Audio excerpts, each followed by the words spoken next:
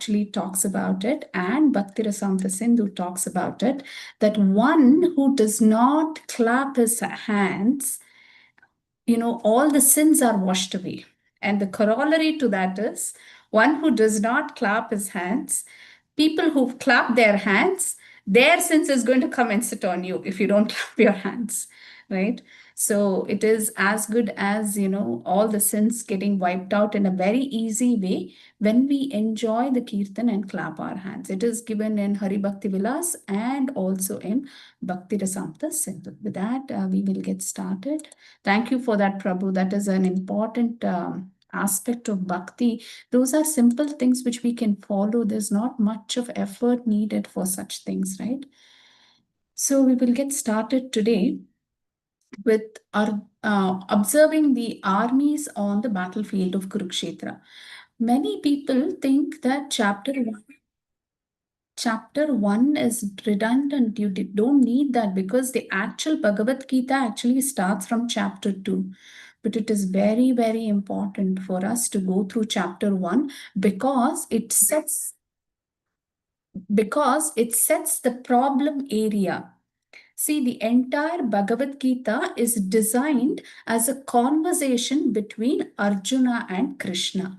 Before defining that, you need to know the problem statement for which a solution is going to be given. So the first chapter actually talks about the problem. Without knowing the problem, if you try to get into the solution quickly, you will not appreciate it and you will not be able to build that connection. And that's why it is important, although it does not have any tattva or the concepts of bhakti, it still sets the stage because it defines the problem so that you can understand and appreciate the solution. And in Sanskrit or Hindi, it is called Arjuna Vishada Yoga. There is Vishada, that means he's feeling some lamentation, some problem, some frustration, and we will quickly go through what that is in the next few slides. Before that, as usual, we will start with the pranama mantra to our Guru so that they bring us out of darkness and they enable us through their mercy to understand Bhagavad Gita. It is very, very difficult and a subtle knowledge right in front of us it is, but we will not be able to understand. The Vedas are opened up. There is a lot of information in the Vedas and it actually tells us what needs to be done. But when you read it, it is very difficult because we are all covered in Ajnana. Unless a guru shows his mercy, we will not be able to understand any of the scriptures. And that's why we will right now join our hands to chant this Mangalacharana, asking them, paying obeisances and asking them for their blessing. So you can all join with me with joint hands. Om Ajnanatimirandasya Gnananjashalakaya Chachurunmilitam Yena Tasmai Shri Guruve Namaha. Om Namo Vishnupadaya Krishna Preshtaya Bhutale Srimate Bhaktivedanta Swaminiti Namine Namaste Saraswate Deve Gauravani Pracharine Nirvishesha Shunyavadi Paschata Deshatarine Jai Shri Krishna Chaitanya Prabhu Nityananda Shri Advaita Gadadara Srinivasa Shri Gaura Bhakta Vrinda Hare Krishna Krishna Krishna Hare Hare Hare Rama Rama Rama Hare Hare. Let's all pay our obeisances to our founder Acharya A.C. Bhaktivedanta Srila Prabhupada. Srila Prabhupada ki jai. And our Shiksha Guru Suranath Prabhu. Hare Krishna. Hare Krishna, dear devotees. Thank you once again for joining this morning session and giving us the opportunity to glorify the Lord, to talk something about the Lord and discuss the wonderful qualities of the Lord. So, chapter 1, every day you will see the sections of a chapter. So it becomes very easy for us to connect the dots. Otherwise, it will be like, a storytelling or, something out of blue. So what we do is we define the chapter as sections so that you will be able to understand a collection of shlokas will fall under that category. So today there are going to be 4 sections. What are the 4 sections? First, we are going to understand the backdrop of Bhagavad Gita, which is the scenario. Where was this Bhagavad Gita set? Was it at home? Was it outside? Where is it being set? Who are the characters we are going to define? And what is the mentality of those characters that we are going to talk about? Then we are going to understand how Krishna is all auspicious. See, Bhagavad Gita starts off immediately talking about Krishna's auspiciousness because the truth cannot be hidden. Krishna is all powerful. Even if you try to hide the glories of Krishna, you cannot hide. So, the first chapter itself, we will see the glories of Krishna or the all auspiciousness. How Krishna is all auspiciousness. What are the qualities which define his auspiciousness, right? Then we will talk how Krishna is going to protect his devotees, what kind of protection he gives to his devotees. And then finally, we are going to talk what is the miseries of life, right?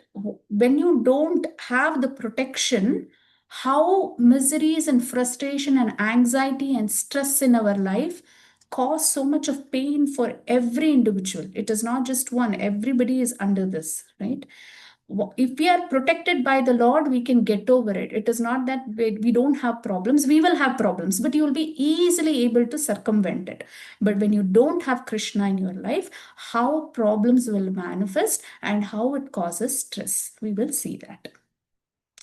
So every day we will have an acronym for the chapter. Why do we have this acronym? Because it is easy to remember the flow of the chapter and also the content of the chapter. After 18 days, it's very difficult to relate to it. As soon as you see this slide, then you'll be reminded, oh, this is what this chapter contains. It's very easy to remember, and that's why the acronym is given. So today's acronym is DOUBT. D stands for Dhritarashtra and Duryodhana.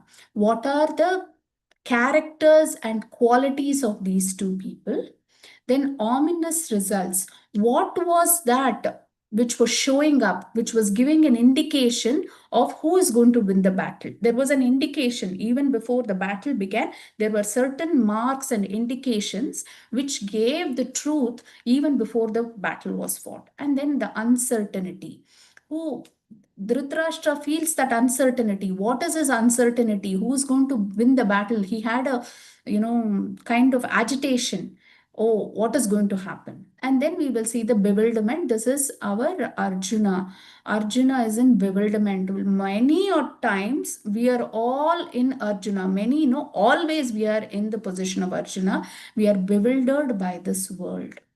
Many times, when we are encountered with problems and confusions, we are all bewildered because material energy is bewildering. The material energy or this universe is created to bewilder us, and that's why we get bewildered. And Arjuna is showing as an example. Arjuna here is like a living entity, like one of us.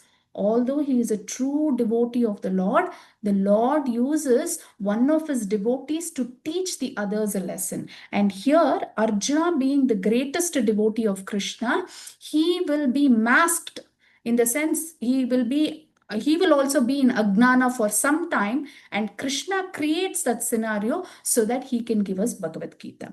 Krishna becomes an instrument in the Lord's hand so that we all get Bhagavad Gita. Because it's not very easy to bewilder a devotee, because a devotee is always thinking of the Lord. And that's why Krishna had to control that and put Arjuna in bewilderment. And then the last T is turning point. What is that turning point? What happens? We will see that. So the first shloka of Bhagavad Gita starts with Dhritarashtra Vacha. Yesterday only I said Vacha means the one who's speaking, and here Dhritarashtra is speaking. Whom is he speaking to? He is actually speaking to Sanjaya. Sanjaya, through mercy of his spiritual master, had Divya Drishti. What is Divya Drishti?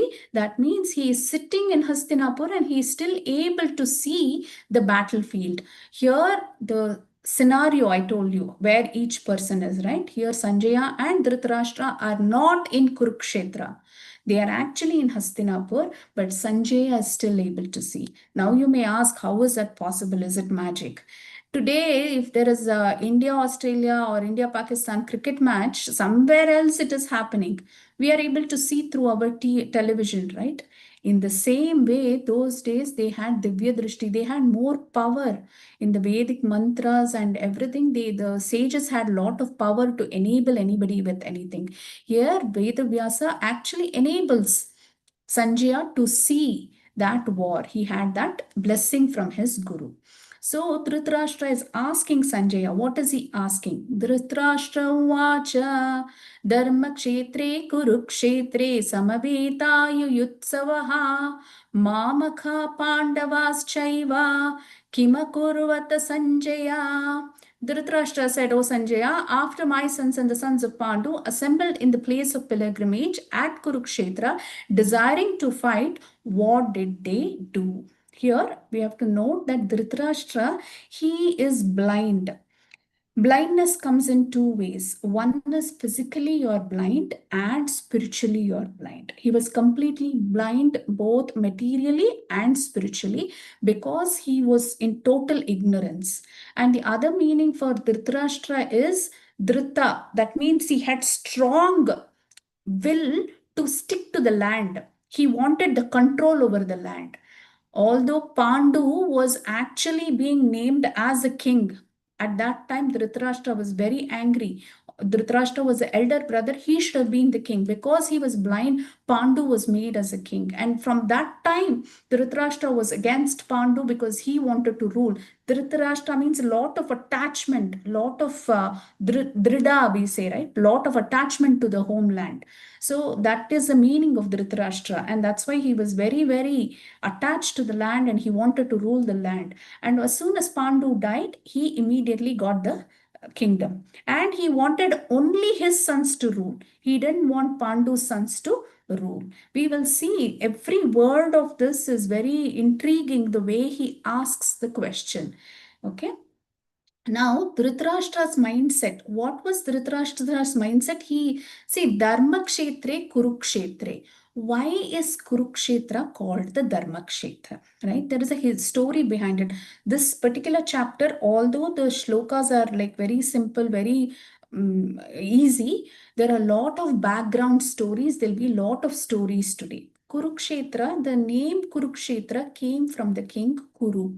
Kuru was one of the kings those days who was ruling that land. He was a very pious king and he thought of his people very much. He wanted to make sure that everybody lives happily. Because he was a pious king, he had 8 qualities, 8 good qualities. What are those 8 good qualities? Tapasya, Satya, Kshame, Daya, Saucham, Danam, Yoga, and Brahmacharya. And he wanted to make sure that this land is known for all these things, and the people who are born in that land are also like that, so that the kingdom is maintained very well. At one point, he realized that it is not going to happen unless he does something. So he actually takes the Nandi from Shiva. He prays to Shiva, and Shiva actually gives him the Nandi. And from Yamaraj, he gets the plow. He gets that plow, he mixes both Nandi and that plow, the golden plow from Yamaraj, and he starts plowing the land. Now he wants to plow the land and sow the seed of all these qualities. Where is he going to get these seeds, right? All the Devanu Devata come there and they're all watching. What is he trying to do? He starts cutting his body. He starts cutting every piece of his body as small as a seed because he has all those qualities. He wants to grow those qualities in his land so the people eating from that vegetation will all become good. And Mahavishnu also comes there and he also asks him what he is doing. And Kuru says that this is what I'm trying to do. Then Mahavishnu wants to test him. So he says, okay, I will help you with this. He starts cutting his body piece by piece as small as a seed. Everything is cut. All throughout his body is cut. The last thing which has to be cut is his neck. At that time, he asked Mahavishnu to do it. Mahavishnu doesn't stop at that. He's testing, I told you, right? So he goes on to do that and he does that. And finally, he's so pleased with Kuru that he brings him back. Right? He brings him back and he says, I'm very pleased with you. What do you want as a boon? You ask me. And then Kuru says, whoever dies in this land should immediately get Sadgati. They should get liberated. They should not get another Janma. That is my ask. Then Vishnu is very pleased by him and he says, okay, but he'll say, ask something for yourself. And he says, this land should be named after me. And that's why the name Kurukshetra. And that's why it is called Dharmakshetra. And you will see many of the Leelas have taken place here. This is the place where Srimati Radharani and the gopis, after Krishna leaves Vrindavan, the first time they see Krishna in this place. And Jagannath, Subhadra, Baladev's pastime also happens in this place. Rohini Mata is telling about many Leelas, Bali Leelas of Krishna to other, Dwarka queens in this place. Many, many, many Leelas have happened, and that's why it is very, very pious. And all the Devanu Devata come there to do their austerity because it is such a pure place, and that's why it's called a Dharmakshetra. And who chose this place? Bhishma Pitamaha chose this place. He is very magnanimous. You will see throughout, he is very magnanimous. He is also a great devotee of Krishna, and he wanted to make sure whether it is Kauravas Sainika or soldiers or Pandavas soldiers, whoever dies should get Sadgati. And that's why he chose this place for the Yuddha. So that is a Samavedaya Yutsavaha. So what are they doing there? Kima Kurvata Sanjaya? His question is very intriguing, right? If you have a battlefield, what will people do there? They will fight, right? And he is wanting to confirm. Why is he wanting to confirm? Because the Pandavas are of very pious. They are very dharma. They protect dharma. They are very dharmic. But his sons are not. So, because it is a Dharma Kshetra and Pandavas are dharmic, will that influence come on my children and they will strike a deal by somehow they will not fight the war and they will give up the kingdom to Pandavas? He's scared of that. He doesn't want the Pandavas to win get the kingdom. So he's very, very controlling. He's getting anxiety and, what is going to happen? Will they strike a deal and war will not happen? He wanted the war to happen. And you will also see in this shloka, we'll go through the other slides. It has more meanings.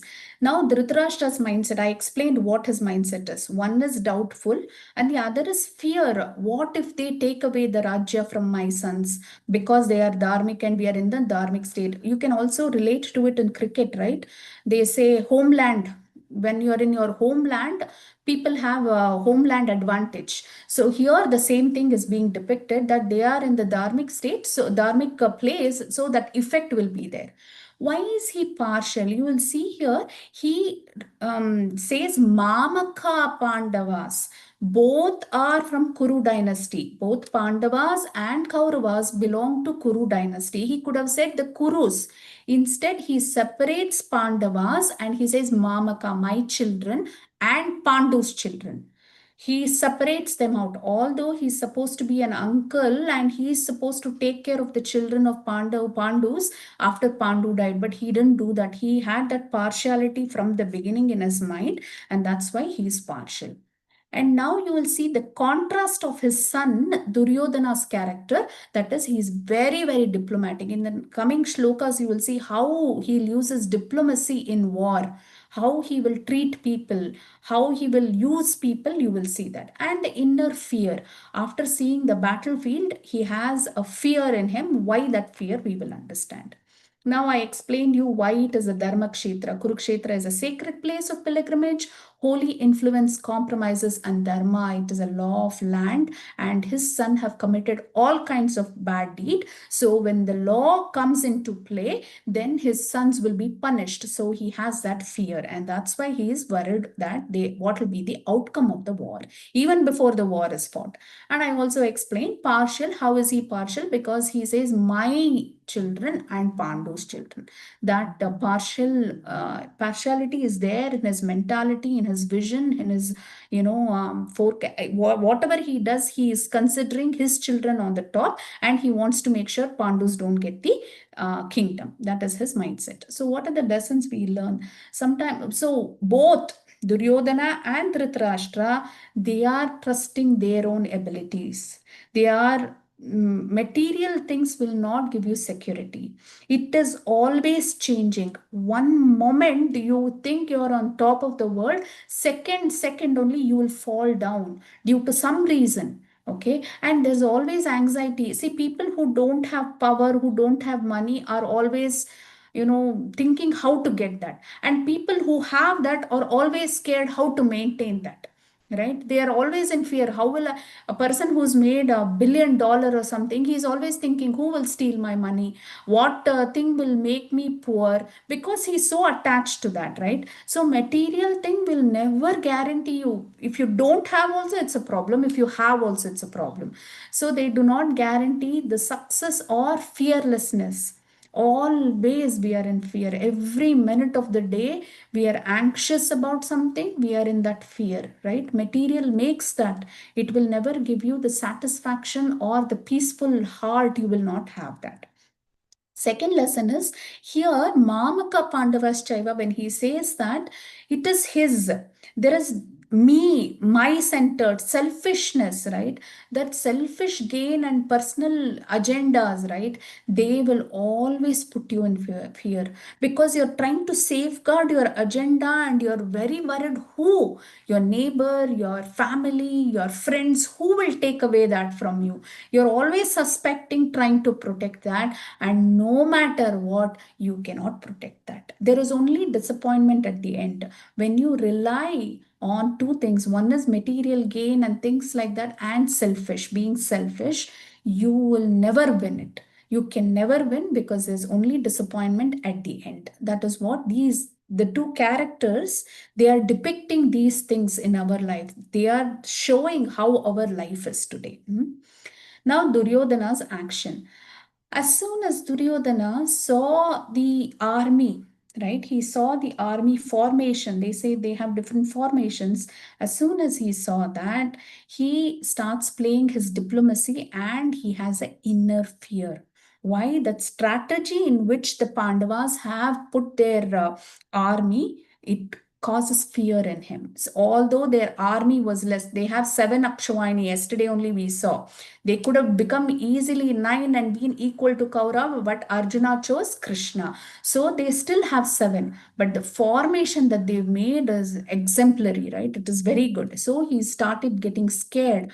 How come? I thought because they were in Agnatavasa, they were in exile. Because they were in exile, he thinks there will be nobody to support them. How will they get the support? 5 Pandavas are there. Apart from that, they don't have kingdom, they don't have money, they don't have anything. How will they get soldiers? He thought they will not have anybody, only few hundreds will be there and I can easily fight them off.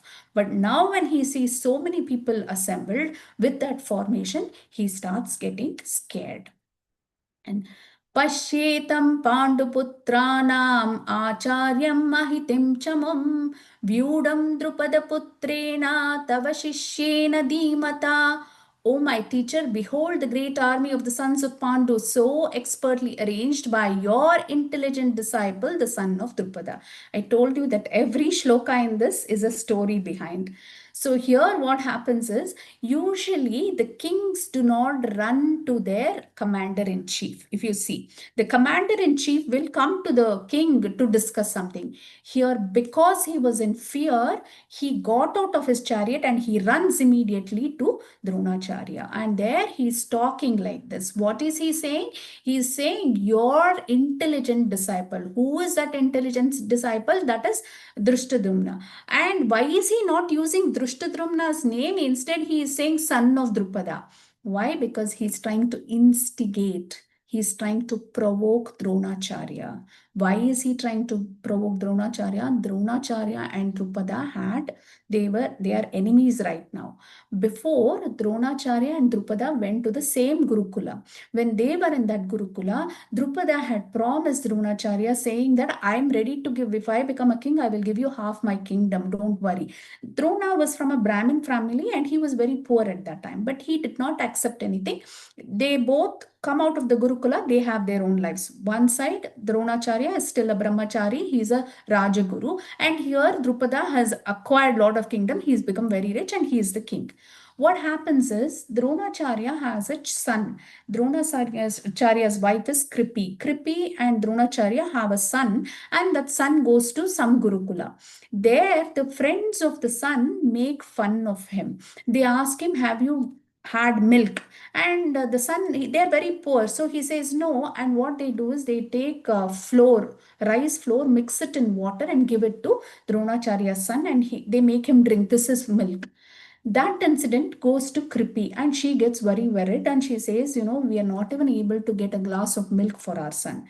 Your friend Drupada is a big king. Why don't you go ask him for some money so that we can afford some milk for our son every day? Dronacharya goes, and the way he goes and asks the question was incorrect. Because in open Sabha, Drupada is sitting with all his ministers and there is proceeding happening. Dronacharya walks in and he says, "You and I were in the same school. Why you had promised me this? Why don't you give me half your kingdom? I am not asking for half the kingdom. Give me some money because I want to." Immediately, Drupada's ego is hurt because he's saying Drupada and were at the same level. He doesn't want to hear that in front of all his ministers. He says, "What is my status? What is your status? You're a Brahmana. Just get lost. I can't give you." So the way he asked was incorrect. Dronacharya should have, in privately, he should have approached him and he should have recollected all the friendship and he should have asked. He didn't do that. He opened Sabha, he asked that question. When he asked, then there is a conflict between them. Dronacharya comes back with anger against Drupada because he insulted him. And because he is a Rajaguru both for Kauravas and the Pandavas, he tells them, "You have to go and capture Drupada." What happens is, first the Kauravas go, they all get captured, including Duryodhana gets captured. Then Arjuna goes. When Arjuna goes, he will free Duryodhana also, and he will capture Drupada and bring him in front of Dronacharya. Dronacharya says, "Now your kingdom is mine, but as Bhiksha, I will give it back to you. I don't want your kingdom. Take it and go," he says. He just wanted to prove how good Drona was, and that's what he does. Immediately, Drupada actually does a yagna to get a son who can kill Dronacharya. And when he does the yagna, two people come out of that yagna, Drushtadumna and Draupadi.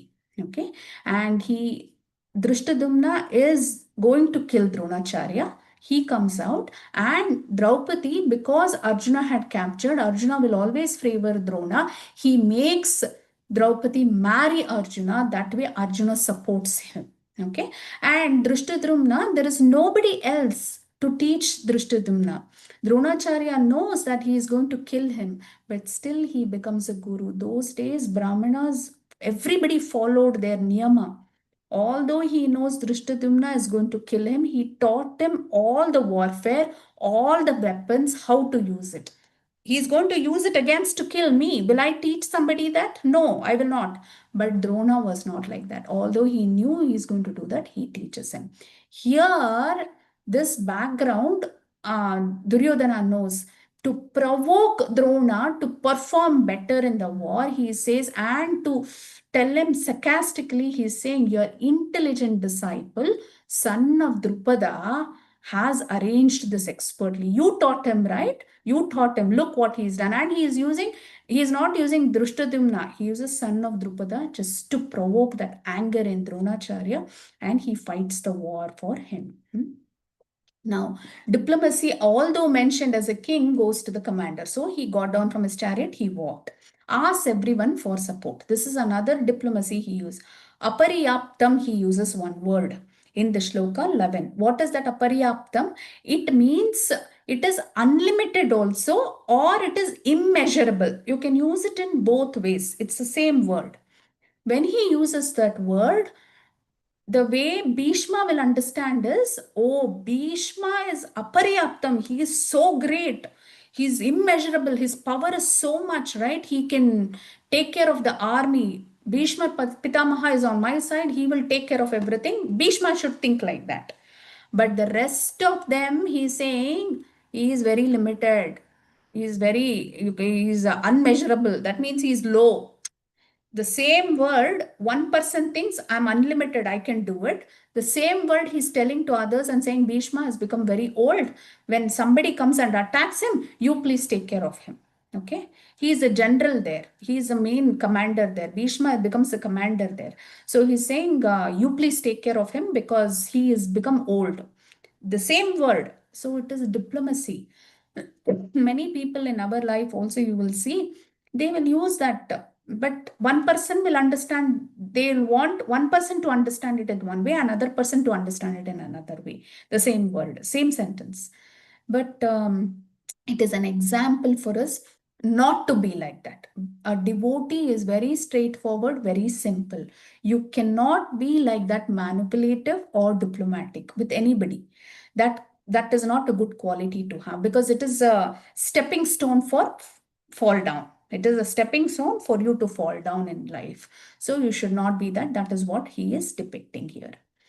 Now, inner fear. Why is the inner fear? Because points out that Drona's mistake. You taught every warfare, every secret you've taught Drushtadimna, and he is fighting for the other side. So all your tricks he knows, all your moves he knows. So there is a fear in him.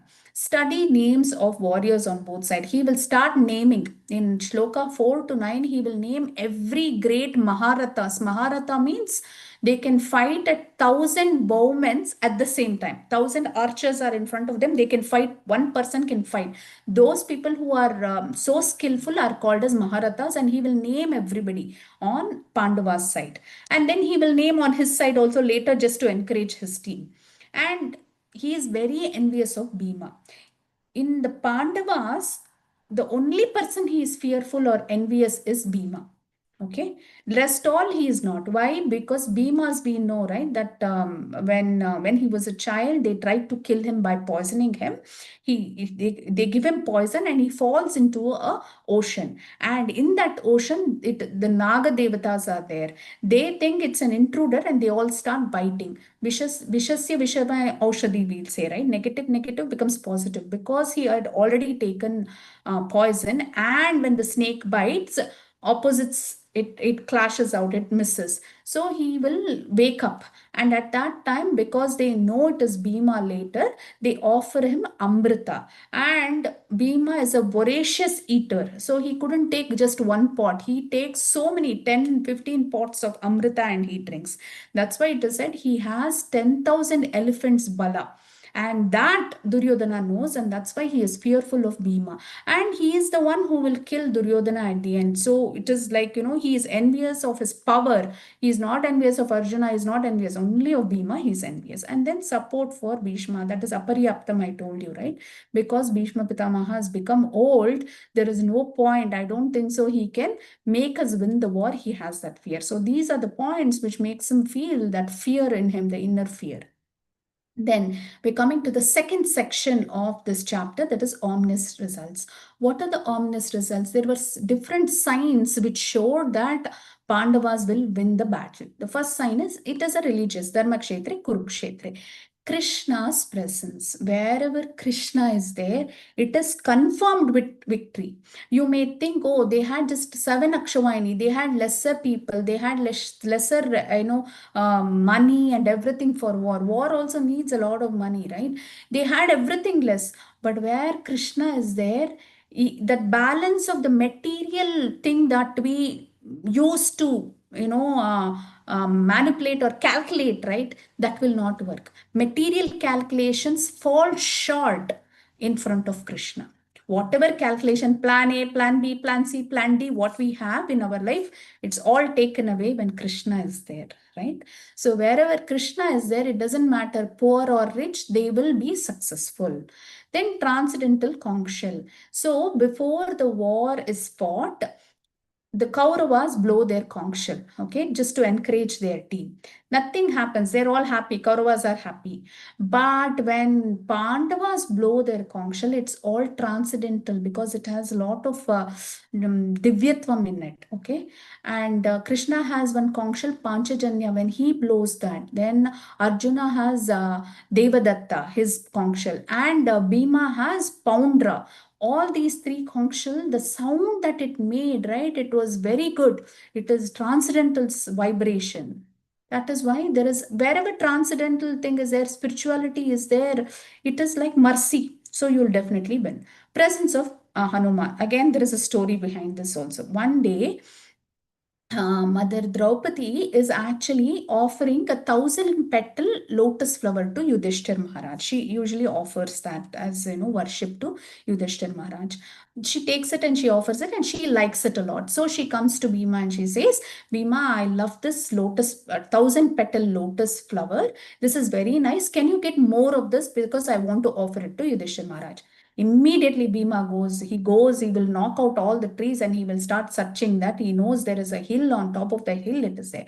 While he is going, the way he goes is, he will not bypass the trees. He will not go on the other side. He will go through the trees will break. He's that powerful. When he is going, he sees a monkey with its tail. And he says to the monkey, take off your tail. And the monkey says, I cannot take out. Why don't you take out? It's an old monkey. He'll get very angry. I am Bhima, I am asking, and this monkey is not lifting the tail, it is sleeping in between. He will try with the left hand, he cannot. He will try with the right hand, he cannot. He will try with both hands, he cannot. And that time he knows it is none other than Hanumanji.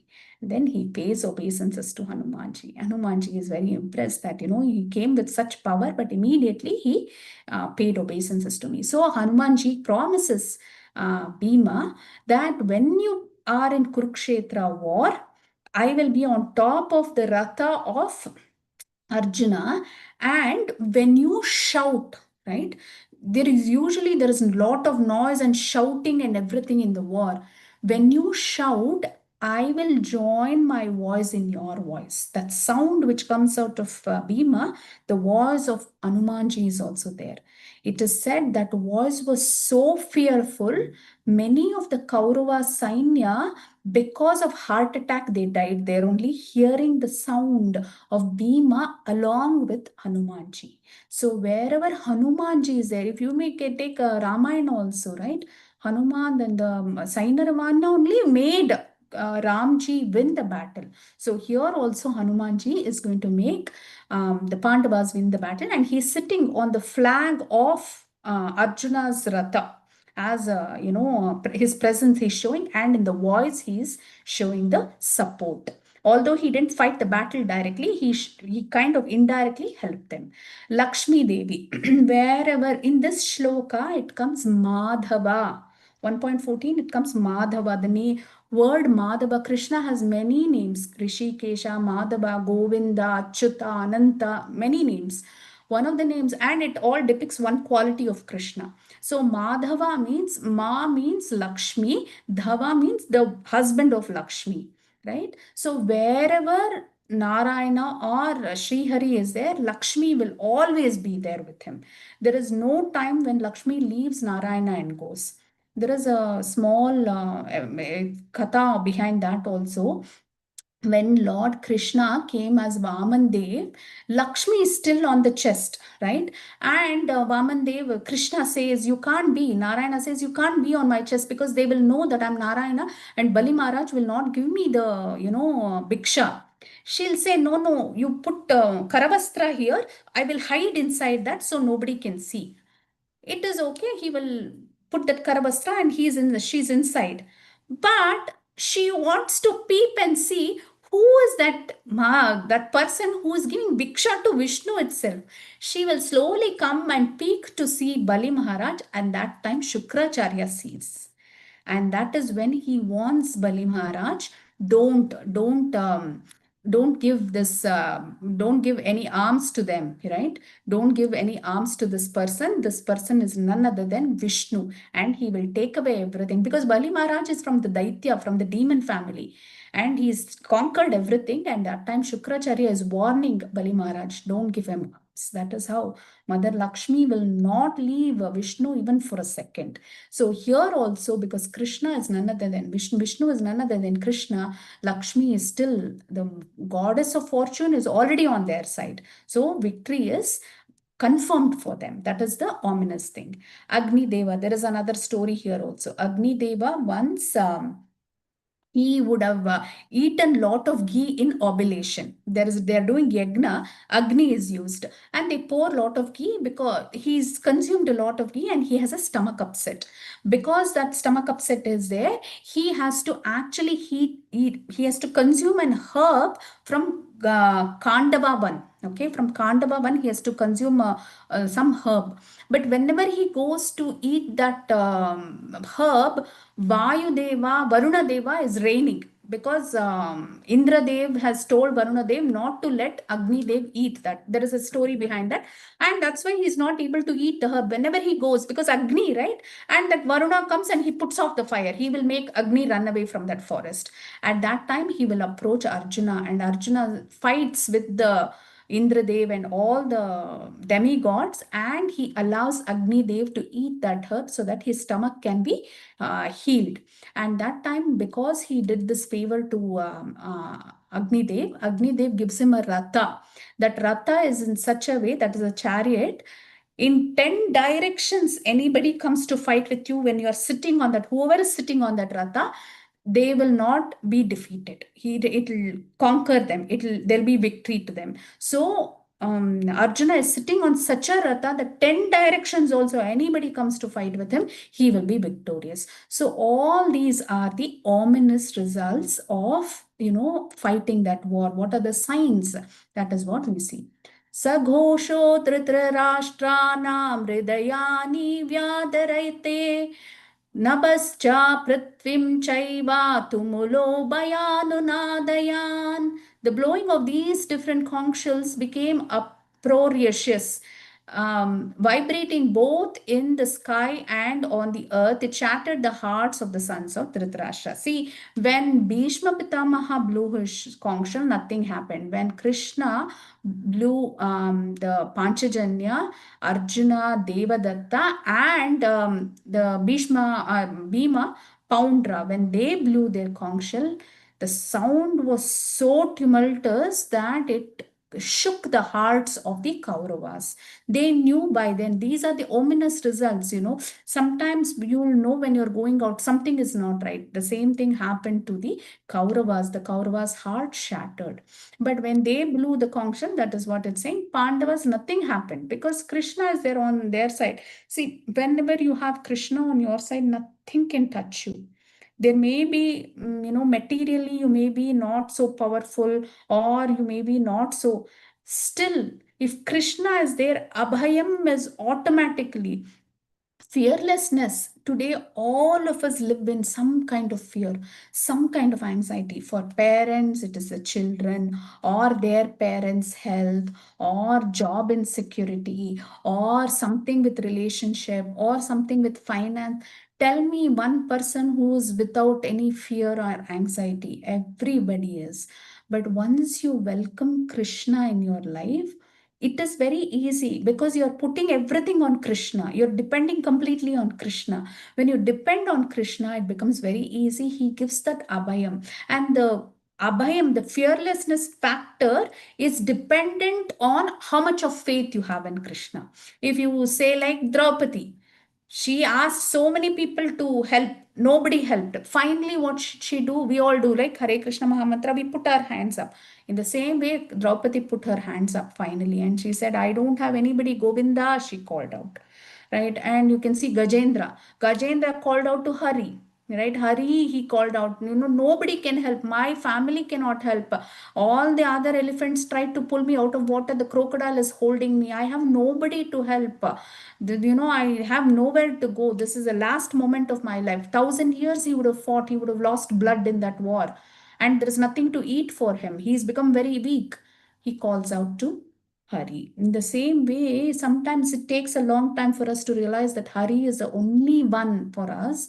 But the minute we take that shelter with Hari, everything will be auspicious. This is the last shloka that Sanjaya tells Dhritarashtra in Bhagavad Gita. What is that shloka? Yatra yogeshvara Krishna, yatra partho dhanurtaraha, tatra shir yudvijayo bhute dhruva nirtitirmatirmama. Wherever there is Krishna, the master of all mystics, and wherever there is Arjuna, the supreme archer, there will also certainly be opulence, victory, extraordinary power, and morality.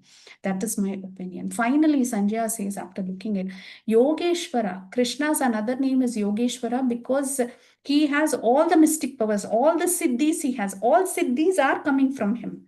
And wherever Krishna is, like yesterday, Shweta Mathaji was asking, right, whether I have to ask material. You don't have to ask for Krishna, everything will follow. That is what this chapter is saying, that, just ask for Krishna. Like, Arjuna chose Krishna. That is why that significance is there and not material. Because material, when you choose, for 1 second it is good, second only there is no guarantee. But if you choose Krishna, right, he will correct the paths for us. Like Prabhu was saying, clapping your hands, right? All the sins are wiped out, all the lines will be changed. Even though you have a lot of karma in your life and papa in your life, he will clean it up because he is a mystic power. He is the owner, he is the proprietor of everything. The supreme power lies with him, nobody else. And he has the capacity to change everything for you. But for that, we have to believe in Krishna. We have to have that faith in Krishna. Krishna, you're the only one. We have to go. He is very possessive. Krishna is very possessive. You cannot go to plan A, plan B, plan C, everything failed. Now, Krishna, a little bit, can you help? No, completely go to Krishna. Even for material benefits, go to Krishna. That is what he wants. You cannot have Krishna as your last option or the little bit option. You have to ask Krishna as the only option. Then he will definitely protect you. Our faith of Lord Krishna determines our degree of fearlessness. Pandavas were fearless. Even though that army is there, imagine if we were standing in front of that army and our army was smaller than their army, we had less money than them, we had less power than them, and we have just finished Agnatavasa exile and come, and you have to fight that battle. How will you feel, right? There is no guarantee, right? But Krishna is there. That's why Arjuna chose Krishna, because he knew he's the supreme personality of Godhead. With him, all Jaya will happen. Jaya, Vijay, everything is Krishna only. So if Krishna is on our side, we are sure to win. That fearlessness Pandavas had from the beginning.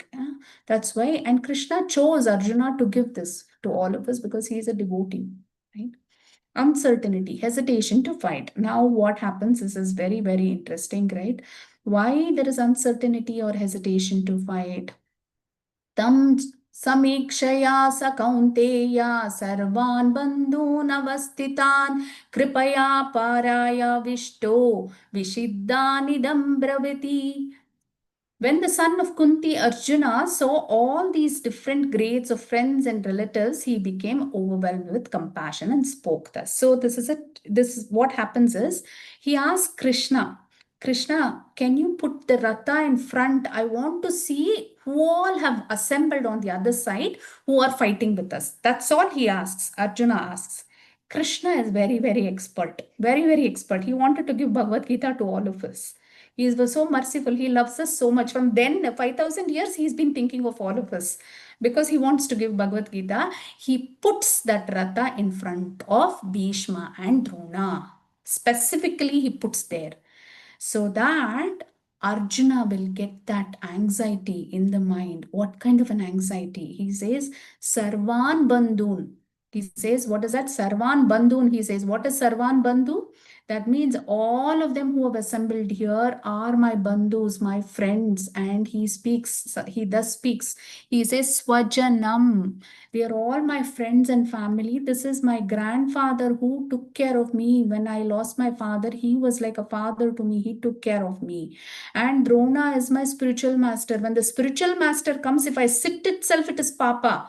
And now you want me to kill my grandfather and my teacher?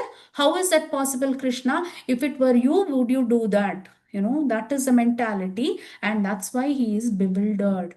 Many a times we are in that undecisive nature, right? We don't know what to do, whether to do this, whether to do that.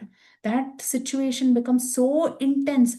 You will think 50% of the time your mind goes here, 50% of the time it goes here. So you can't decide. Both look same, both look favorable, both look unfavorable. What decision to take, right? That is the situation our Arjuna is. But what did Arjuna do? Raise your hand and call out to Krishna. Arjuna decides to take shelter of Lord Krishna when he was in a bewildered state of mind. See, it is very difficult to remember Krishna, and that's why we need practice. That's why we have to be constantly in association with devotees and people who are talking about Krishna. The more you hear, the more you're in association, you will not forget Krishna at times like these.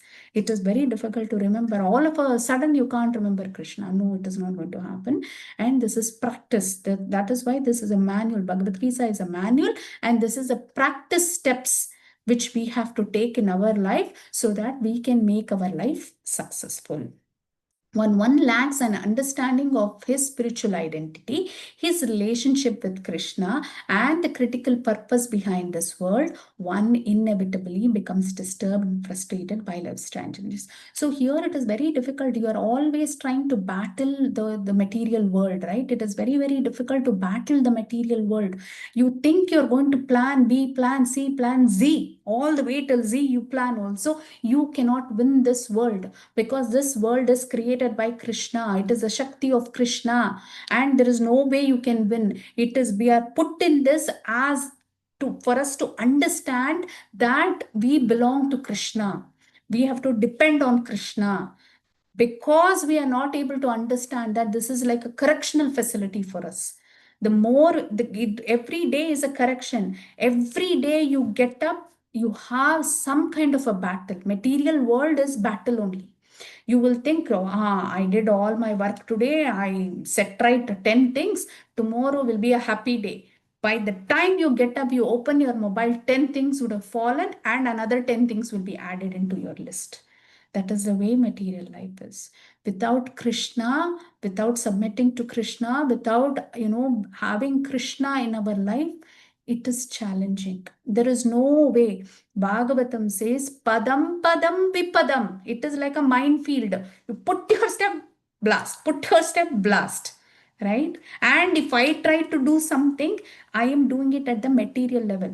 Problems of this material world cannot be solved by material solutions. You need a higher solution, and that higher solution is Krishna. There is no, it's very simple. See, material problems has different material solutions. But for all problems, there is only one solution which can solve it forever. It will not come back in your life. That is Krishna. That is what this is saying. Life's lessons, that we have to remember Krishna. We have to call out to Krishna in times where we are confused, we are bewildered, we are suffering. We have to call out to Krishna. And there are certain symptoms that our Arjuna is showing. As soon as he sees Drona and he sees Bhishma, he will sit on the Ratha and his gada will fall from his hand. So these are the symptoms he has: limbs quivering, mouth drying up, mind reeling, unable to stand. He couldn't stand, he just falls on the Ratha. Gandiva, that Gandiva is always in his hand. Because he is a supreme archer, that Gandiva is firm in his hand, that falls down. Skin burning, body temperature raising. I don't know if you've all experienced that. If you get a bad news or something, you can't, you'll just fall down, right? It is the same situation, because he has to fight and he has to kill his own granddad. How is that possible? And he gives all these reasons why he cannot fight. Compassion, right? Being a devotee, they are very compassionate. Even to an ant, they are very compassionate, right? Valmiki, right? Valmiki Muni, before he was a Ratnakar, he was a very big, hunter.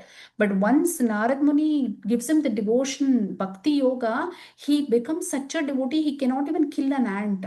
That is a compassion of a devotee, right? Krishna will say, okay, you don't want to do bhakti, go. But devotee will not leave you. They will pull you. They will come and say, no, no, no, come Mataji, come Prabhuji, this session is going on, let's sit.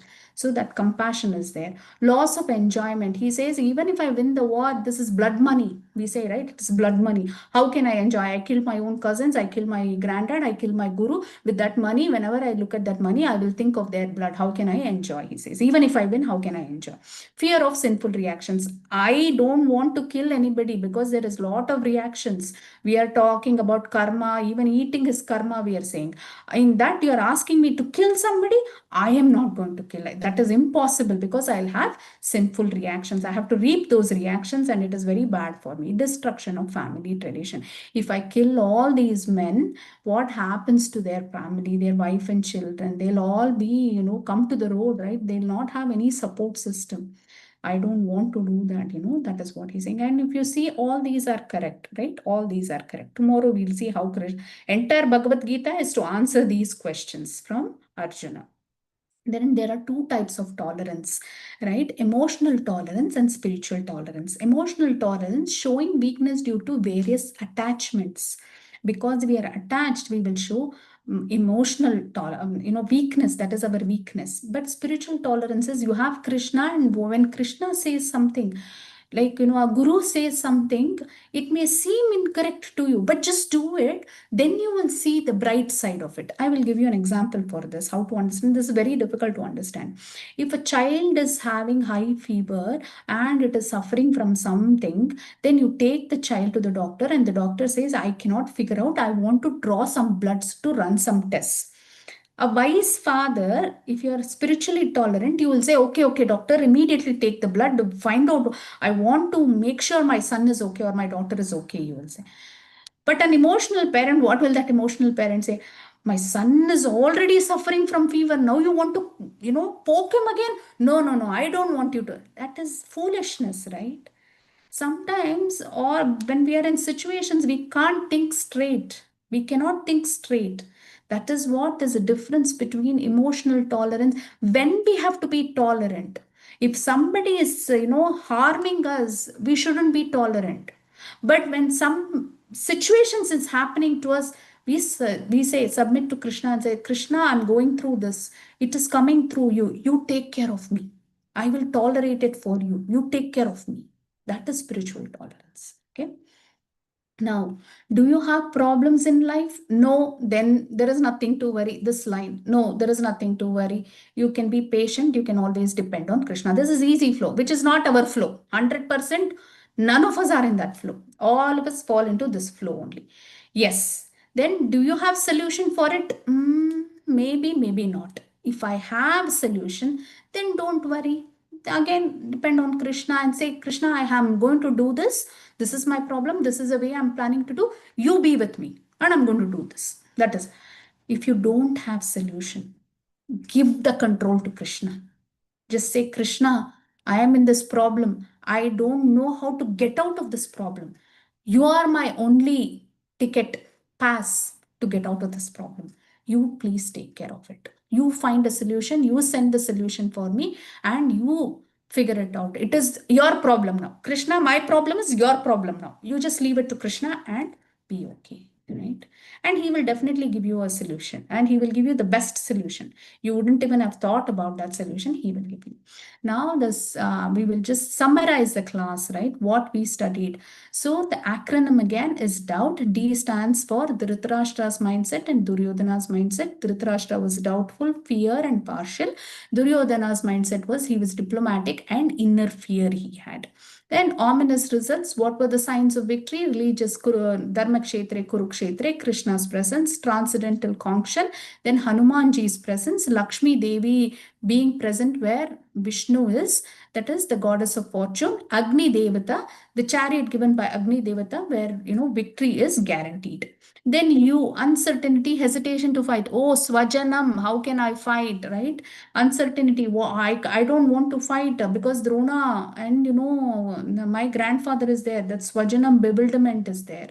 How can I fight? And then the turning point where Krishna takes the Ratha and puts in front of them all these reasoning. Our Arjuna is giving compassion, loss of enjoyment, fear of sinful reaction, destruction to family tradition. This chapter, as I told you, it is called Arjuna Vishada Yoga, lamentation, fear, agitation in the mind. That is Vishada, oh my God, kind of a thing. What is there for tomorrow's? A sneak peek of tomorrow's. How do we manage stressful situations? All of us have stress in our life. This is an important chapter, very, very important chapter. How do we manage stressful situation?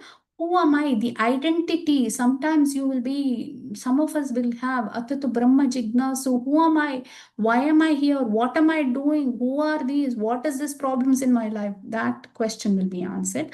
Two types of duties. We all have two types of duties and responsibilities. We have to carry those both properly, and what those are. When we do that, the permanent happiness is guaranteed for all of us. And what is that? How do we do that? We will learn tomorrow. Quiz link will be sent at the end of the session, today's session. After this, in a few minutes, one of us will send you the quiz link. One who answers all 18 chapters will definitely get a certificate signed by our Suranath Prabhuji, which says that you have finished the 18 days Bhagavad Gita session. Let's all chant once. Hare Krishna, Krishna Krishna, Hare Hare, Hare Rama, Rama Rama, Hare Hare. Hare Krishna, Krishna Krishna, Hare Hare, Hare Rama, Rama Rama, Hare Hare. Iti Shodashakam Namnam Kalikalmashanashanam Nata Parataro Prapya Sarva Vedeshu Drishyate. Hare Krishna, Krishna Krishna, Hare Hare, Hare Rama, Rama Rama, Hare Hare.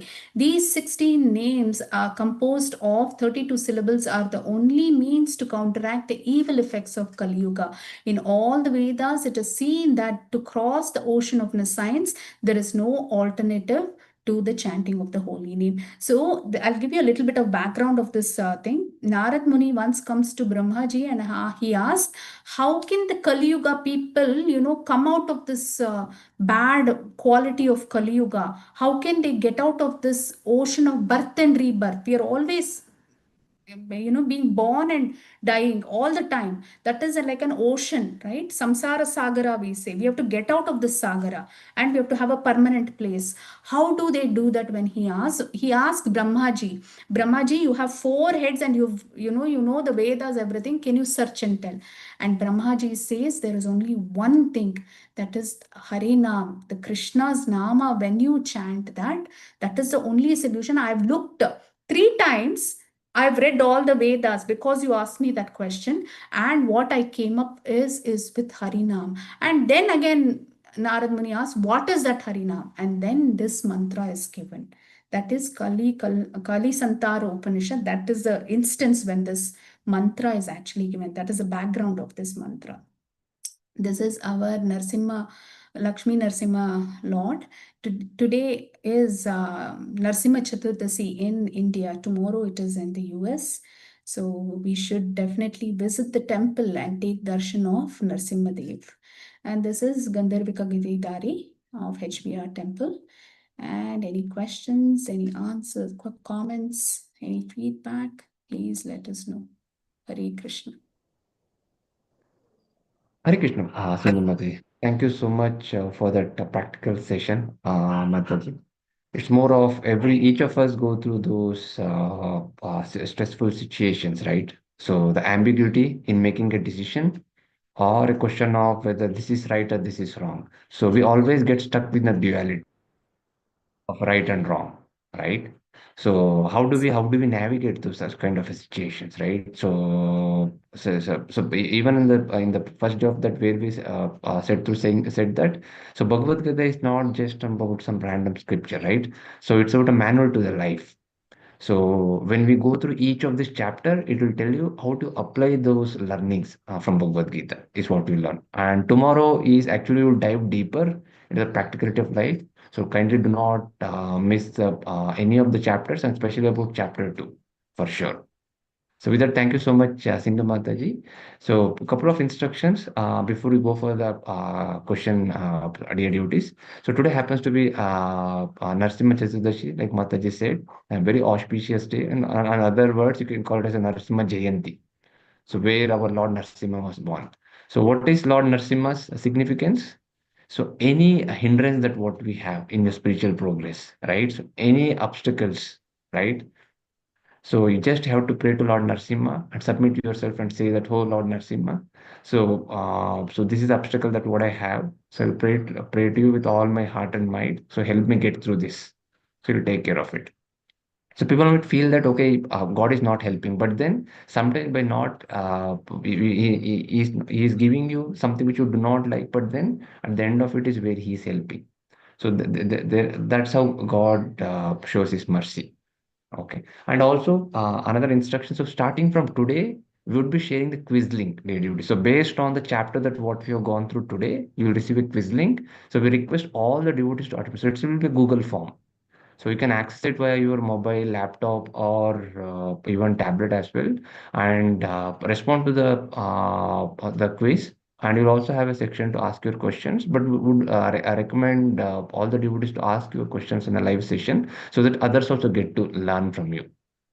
Okay, so that will be next in section. Also, there will be a poll about your daily chanting. So we have sent a video of how to do a chanting and what are those mantra that we should recite, right? The Panchatattva mantra as well as Hare Krishna Maha mantra that what we would be using during our chanting. So both of them will be sent, and the quiz link will be sent by today. You can attempt. So every day 6 a.m. is where the cutoff time for one to respond to that quiz link. So you can respond to that. And we'll also share a poll where you can respond on whether how did your chanting go. Okay. So one of us will be sending that poll also in the WhatsApp group and you can respond to that.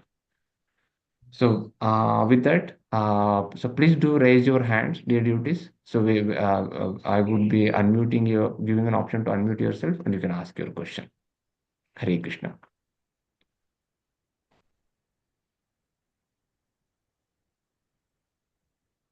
Nobody has a question. I have a question for everybody. Yes, Mathaji. You can set the Yes. stage questions. Thank you, Prabhu. So all of you can respond in the chat. What are the 6 opulences of Krishna? Whatever you remember. Yesterday we discussed, Parasara Muni says Krishna has 6 opulences, right? Whatever you remember. In the meantime, people who have questions can ask questions.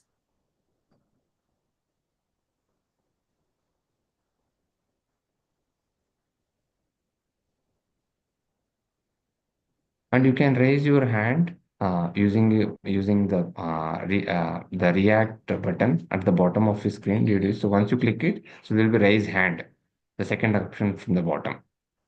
Or you can also wave your hand on the video, so we'll be able to unmute you. And those who are asking question would request them to please keep your videos on. So answers have started coming in. Let's see how many of you will be able to, help each other to complete that 6 qualities of the Lord. 2 are already in.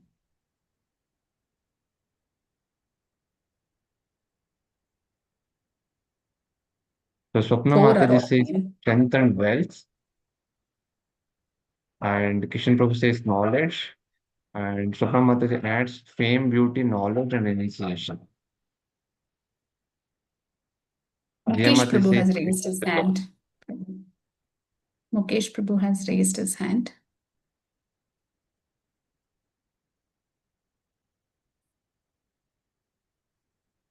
um, one second, Mataji.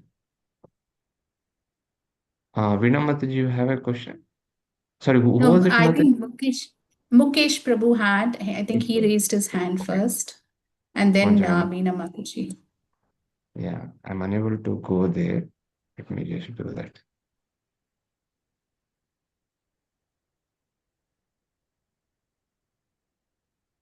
You can unmute now, Mukesh Prabhu.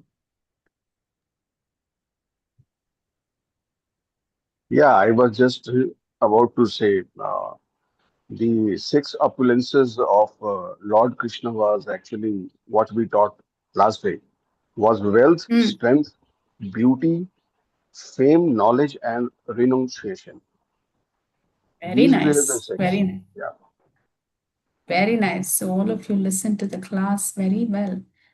So I'll give you a easy acronym to remember that. Krishna, right?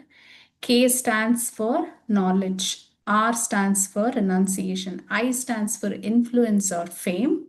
S stands for strength. H stands for handsome, which is beauty. N, there is nothing left to add. Everything is included. A stands for affluent or wealth. The name Krishna itself has all those things. Very nice. I think many people have given the right answer in the chat. Very nice. So Veena Mataji had a question.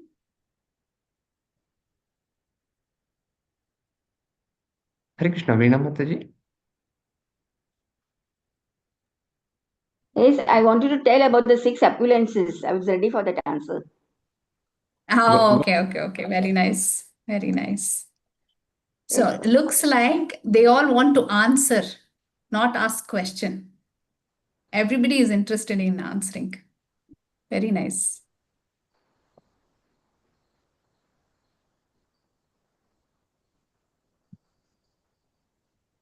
So if there are no more questions, I will take another 5 minutes, maybe, Prabhu, to talk about Narsingadev because it is Nasimha Chaturdasi, if that is okay.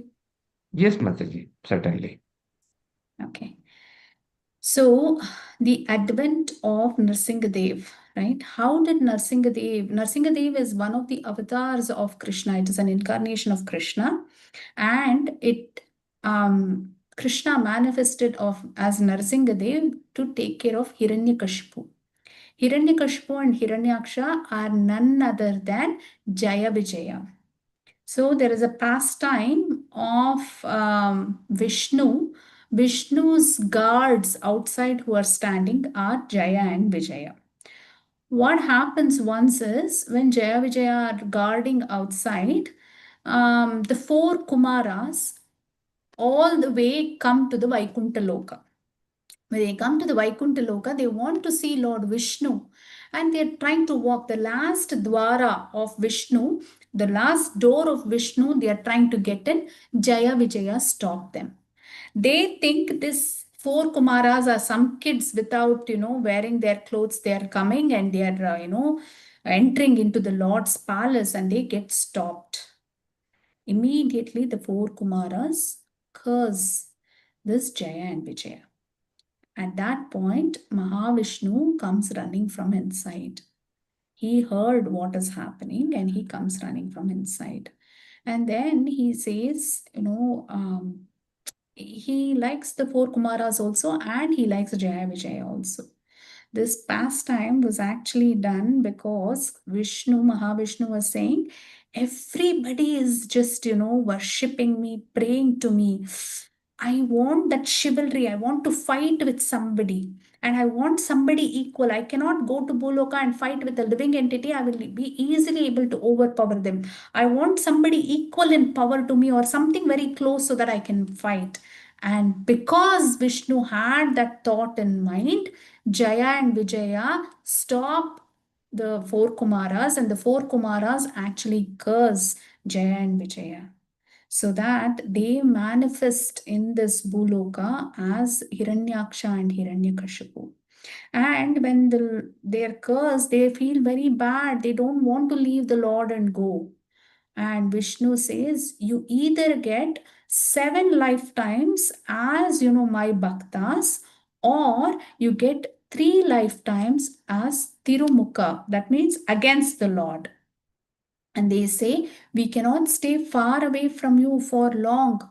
We are okay with getting the 3 lifetimes. We want to quickly come back to your service. And the four Kumaras also, they smell the tulsi on Vishnu's lotus feet and they become great devotees of Vishnu. Before that, they were in Brahmajyoti. They were believing in the impersonal form of the Lord. But when they see Vishnu and smell tulsi, they become the devotee of Vishnu. And that is how Jaya Vijaya manifest in this world as Hiranyaksha and Hiranyakashipu. Hiranyakashipu's son is Prahlad Maharaj. Because, see, Vishnu came for many reasons as Narsingadev. One was for his devotee. The main reason he came was for his devotee Prahlad Maharaj. So now how the Leela manifests is Hiranyakashipu has conquered everything. Hiranyaksha gets killed by another incarnation of the Lord, the Varaha avatar, where he kills Hiranyaksha. So that anger is there in Hiranyakashipu and he conquers all the 14 planetary system. All these Indra, Chandra, Varuna, all have become chefs of Hiranyakashipu. They are working in his kitchen. He has conquered everything. And nowadays we have ACs, right? We will change the AC button to make it high and low. Like that, Hiranyakashipu was. When he goes out, he will just through his eyebrows, he will look at the sun will go away and the clouds will come and it will become rainy season. You know, he was controlling the weather, he was controlling everything.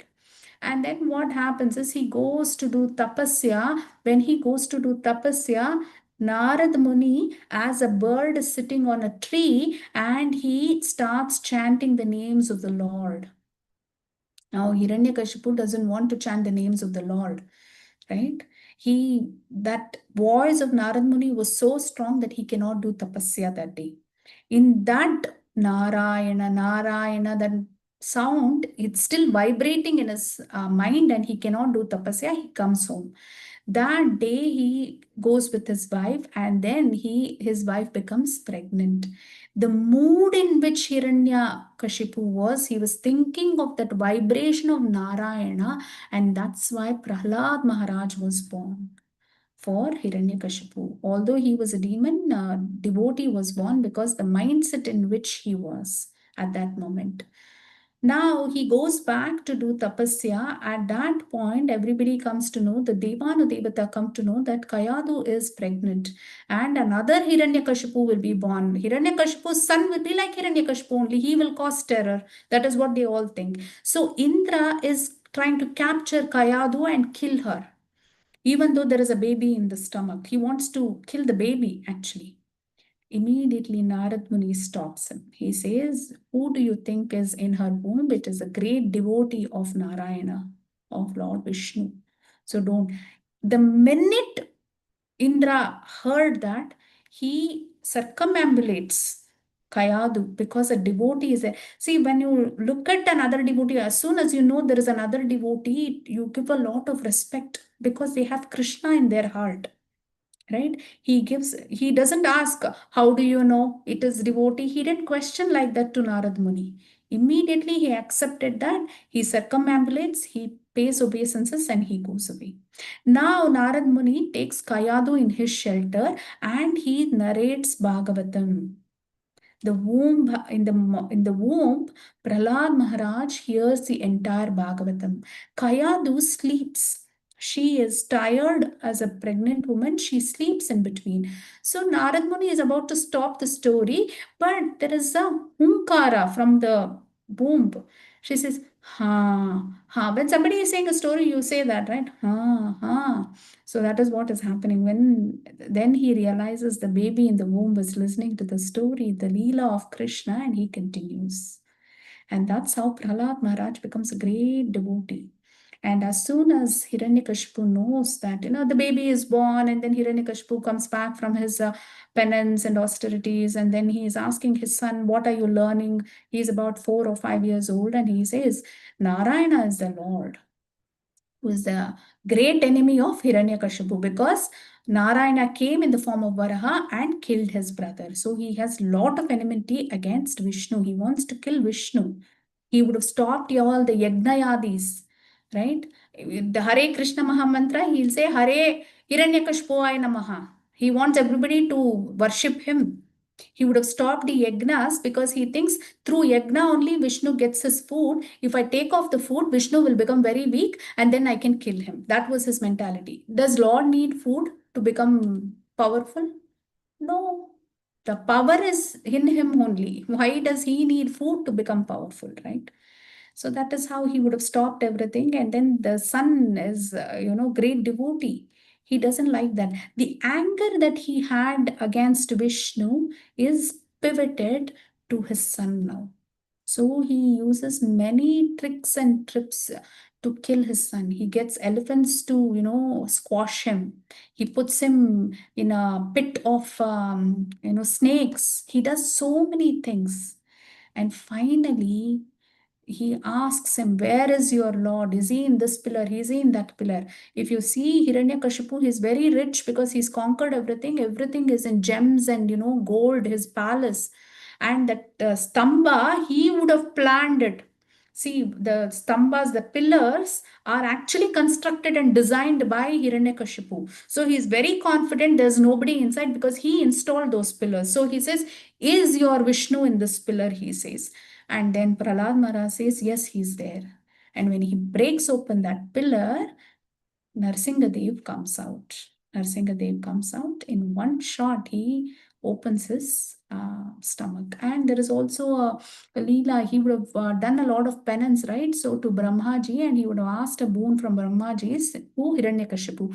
He would have asked that I should not be killed by a human. I should not be killed by any weapon. I should not be killed by any animal. I should not be killed in the morning. I should not be killed in the night. All these things Brahmaji says okay, and he goes running to Vishnu and he says, I gave all these boons to. First he'll ask immortality. Hiranyakashipu asks Brahmaji, make me immortal. I shouldn't die at all. Brahmaji says, I myself am not immortal. From where will I give you that vara? Then he asks this thing. And Brahmaji accepts and he gives it. Now he goes and tells Vishnu, this is what happened. And that's why Narasimhadev comes half human, half lion. And then not inside the house, not outside the house. So the doorway, in that doorway, one leg is outside, one leg is inside for Narasimhadev. Not on ground, not in air. And that's why he puts him on his lap. It's neither air in the ground, neither on the top, and no weapons. And neither dead nor alive. That is another thing. So your nails, if you see, it is living also, it is dead also, because it grows like a living, but it is a dead cell, right? So Narsingadev uses his claws to, open up Narsingadev and Hiranyakashipu. So all the vara that Brahma had given, not in the day, not in the night, he'll wait for Sandhya Kal, the conjunction of day and night, right? It's about to be night. That time Narsingadev actually kills Hiranyakashipu.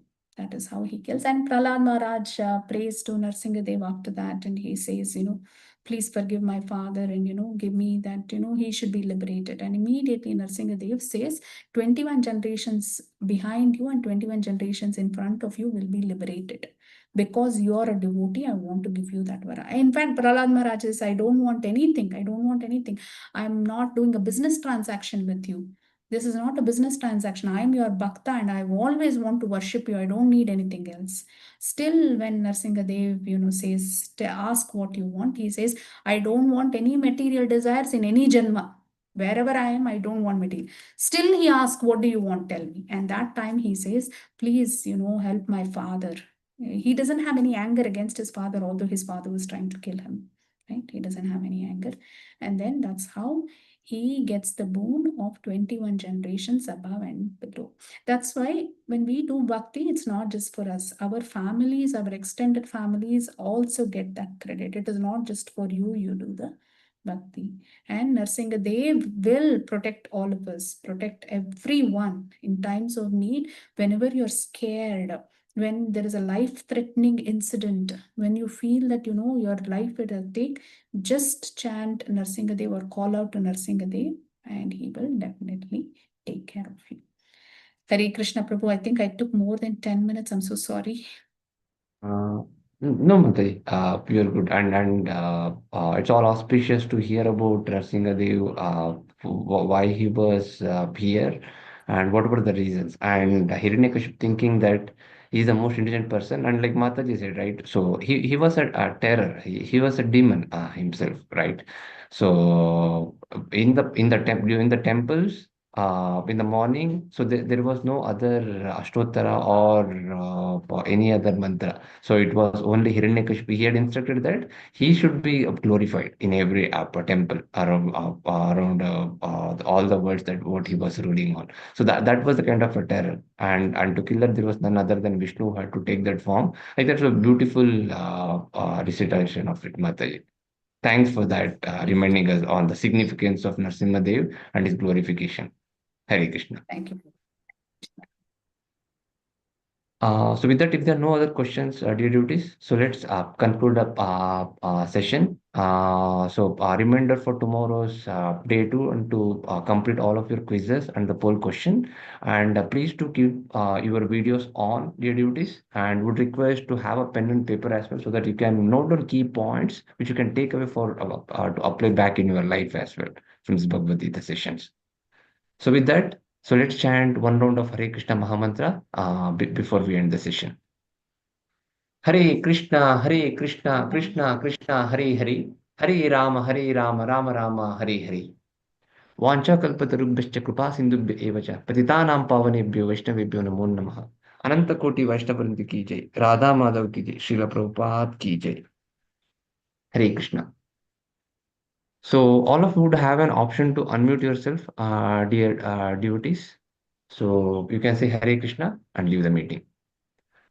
Mukesh Hare Prabhu, Krishna Hare Mataji, Krishna. Hare Krishna Ramesh Mataji, Prabhu, Hare Mata Krishna. Hare Krishna, Mataji and Suma Prabhu. Mataji Hare Krishna, Geeta Mataji, Veena Mataji Hare Krishna, Krishna. Satyavati Mataji, Manjunath Prabhu, Jyoti Mataji Hare Krishna, Bhargavi Hare Mataji, Nalini Mataji, Prakash Prabhu Hare Krishna, Mala Prabhu Hare Krishna, Hare Baby Krishna Mataji, Mataji, Hare Krishna Teya Prabhuji. Mataji, Shridevi Mataji Hare Krishna, Hare Krishna Dina Mataji. Mataji, Nayana Mataji Hare Krishna, Vasanta Mataji, Bindya Mataji, Srinivas Prabhu, Pradyumna Prabhu Hare Krishna, Srinath Prabhu, Uma Mataji, Zoom user Mataji Hare Krishna, Jaya Mataji Hare Krishna,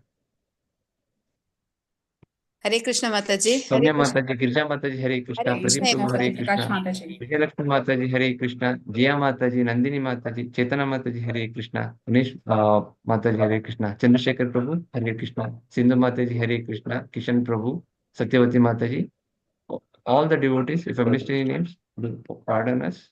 Hare Krishna, dear Krishna devotees. Prabhuji, Hare Krishna Mataji. Hare Krishna Anil Prabhu, Krishna, Santosh dear Prabhu, devotees. Hare Krishna Kishan Prabhu, Atul Prabhu, Hare Krishna, Krishna Mataji. Chandrasekhar Prabhu, Hare Krishna. Hare Krishna, dear devotees.